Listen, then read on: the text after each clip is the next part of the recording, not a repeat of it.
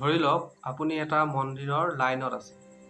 আপুনি ৰাতিপুৱাৰ পৰা দুপৰীয়া 2টা বজালৈকে ৰ'দত ভোকে পিয়াহে ৰৈ আছে।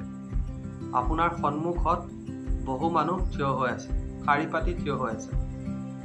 তেনেতে আপুনি দেখিলে যে এজন মানুহ ক'ৰবাৰ পৰা এখন দামী গাড়ীত আহিছে আৰু গাড়ীৰ পৰা নামি তেওঁ চিধা একে লাইনৰ সন্মুখৰ মানুহজনৰ ওচৰ পালেগৈ আৰু সেই মানুহজনক টকা কেইটামান দি তেওঁ সেই মানুহজনৰ ঠাই লৈ পেলাই নিজৰ কাম কৰি গুচি গ'ল বা ভগৱানৰ দৰ্শন কৰি গুচি গ'ল।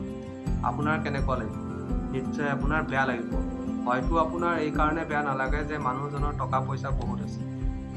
আপুনি এইটো ভাবিব যে সকলো বস্তু কিনা বেচা হ'ব নালাগে, কিন্তু আমি আছোঁ এতিয়া ফাইনেন্সিয়েলৰ যুগত বা আমাৰ সমাজখন মাৰ্কেট হৈ পৰিছে, যি মানুহৰ জীৱনৰ মূল্য মাৰ্কেট হৈ পৰিছে।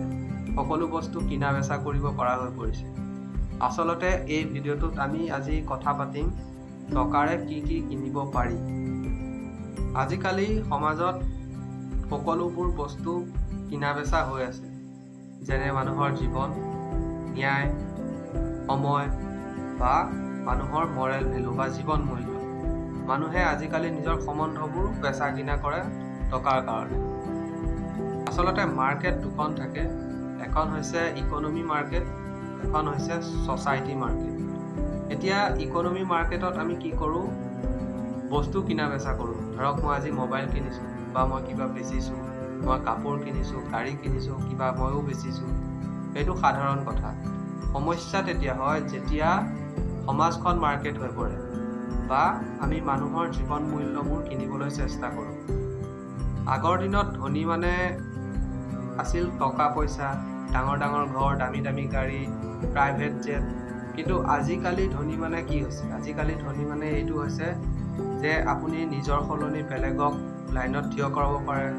আপুনি নিজে কঠিন কাম নকৰি টকা পইচা দি বেলেগৰ দ্বাৰা আপোনাৰ কামটো কৰাই ল'ব পাৰে আৰু নামটো আপোনাৰ হৈ যাব। আপুনি ন্যায় কিনিব পাৰে, আপুনি ভাল চিকিৎসা পাব পাৰে, আপুনি ভগৱান কিনিব পাৰে, কাৰণ আপুনি সোনকালে VIP টিকেট কাটি ভগৱানক চাই আহিব পাৰে। এতিয়া আমি কিছুমান ৰিয়েল লাইফ যদি এক্সাম্পল চাওঁ, আজিকালি মন্দিৰত VIP টিকেটৰ ছিষ্টেম হৈ গৈছে। যদি আপোনাৰ টকা আছে, আপুনি লাইনত থিয় হৈ থাকিব নালাগে, আপুনি ডাইৰেক্ট গৈ পেলাই টিকেট কাটি ভগৱানক চাই আহিব পাৰে বা আশীৰ্বাদ ল'ব পাৰে। আপুনি নিজৰ সলনি আনক থিয় কৰাই ৰাখিব পাৰে লাইনত। আপুনি যদি কিবা ক্ৰাইম কৰিছে আৰু আপোনাক ধৰক শাস্তি দিছে 4 বছৰ জেল। এতিয়া জেলত বাকীসকল যেনেকৈ থাকে, আপোনাৰ যদি টকা আছে আপুনি তেনেকৈ থাকিব নালাগে। আপুনি নিজৰ চেলটো আপগ্ৰেড কৰিব পাৰে। আপুনি এটা তাত লাক্সাৰী লাইফ পাব পাৰে। হয়তো বস্তুৰ দাম বেছি হ'ব পাৰে, কিন্তু আপুনি নিজৰ জীৱনটো জেলত আৰামত কটাব পাৰে।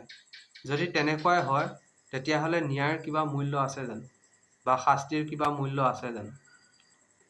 এনেকুৱা ঘটনাবোৰ যেতিয়া দেখোঁ, তেতিয়া আমি বেলেগক গালি দিওঁ বা আমি বেলেগক নিন্দা কৰোঁ বা বেলেগৰ সমালোচনা কৰোঁ। কিন্তু যেতিয়া টকা পইচা আমাৰ হাততো আহিব, আমিও হয়তো তেনেকুৱাই কৰিম। মই আপোনাক এটা এক্সাম্পল দিছোঁ, মানুহে কেনেকৈ ভাবে।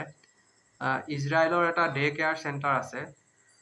তাত পেৰেণ্টছবোৰে বা মাক বাপেকে ল'ৰা ছোৱালীবোৰ থৈ বহুত দেৰিকৈ আহে আৰু সেইকাৰণে টিচাৰবিলাকৰ বহুত খং উঠে, তেওঁলোকে বেয়া পায়, কাৰণ তেওঁলোকৰো সময় নষ্ট হয়, বহু সময় ৰৈ থাকিব লাগে। সেইকাৰণে তেওঁলোকে ভাবিলে যে আমি ফাইনৰ ছিষ্টেম কৰোঁ। যোন দেৰিকৈ আহিব তেওঁলোকক ফাইন লগোৱা যাব বা তেওঁলোকৰ পৰা টকা লোৱা যাব। তাৰ পাছত কি হ'ল? আপুনি কি ভাবিছে? মানুহবোৰ সোনকালে আহিছিল? নাই, আচলতে পেৰেণ্টছবোৰে আৰু দেৰি কৰিলে। কাৰণ প্ৰথমে যেতিয়া ফাইন নাছিল, তেতিয়া তেওঁলোকৰ মনত এটা অপৰাধবোধ আছিল যে আমি যদি সোনকালে নাযাওঁ, শিক্ষক শিক্ষয়িত্ৰীসকলে বেয়া পাব বা তেওঁলোকৰ অসুবিধা হ'ব। এটা অপৰাধবোধ আছিল। দেৰিকৈ হ'লেও অকণমান সোনকালে আহিছিল, কিন্তু ফাইন লগোৱাৰ পাছত তেওঁলোকে আৰু দেৰি কৰিবলৈ ল'লে। তেওঁলোকে ভাবিলে যে আমি টকা দিছোঁ যেতিয়া, তেওঁলোকৰ সময়খিনি আমি কিনি লৈছোঁ। আৰু এতিয়া লাহে লাহে সমাজত ইনইকুৱেলিটি বাঢ়িব লৈছে, মানে সমানতা নাইকিয়া হৈছে। আগতে ধনী মানুহে কি কৰে, একেখন স্কুলতে নিজৰ ল'ৰা ছোৱালীক পঢ়ায়।